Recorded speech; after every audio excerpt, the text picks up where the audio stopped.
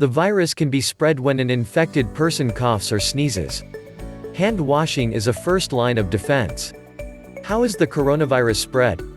The Wuhan coronavirus outbreak is a new illness and scientists are still assessing how it spreads from person to person, but similar viruses tend to spread via cough and sneeze droplets. When an infected person coughs or sneezes, they release droplets of saliva or mucus. These droplets can fall on people in the vicinity and can be either directly inhaled or picked up on the hands, then transferred when someone touches their face, causing infection. For flu, some hospital guidelines define exposure as being within 6 feet of an infected person who sneezes or coughs for 10 minutes or longer. Viruses can also be spread through droplets landing on surfaces such as seats on buses or trains or desks in school.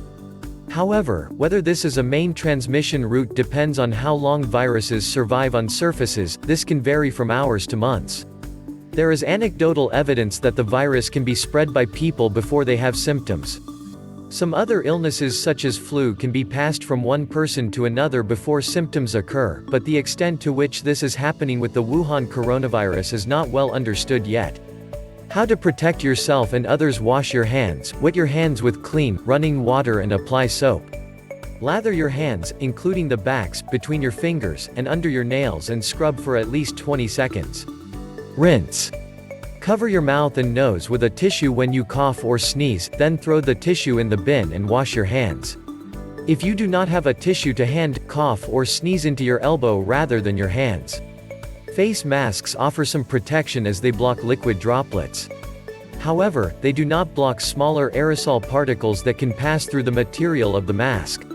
The masks also leave the eyes exposed, and there is evidence that some viruses can infect a person through the eyes. Seek early medical help if you have a fever, cough and difficulty breathing, and share your travel history with healthcare providers.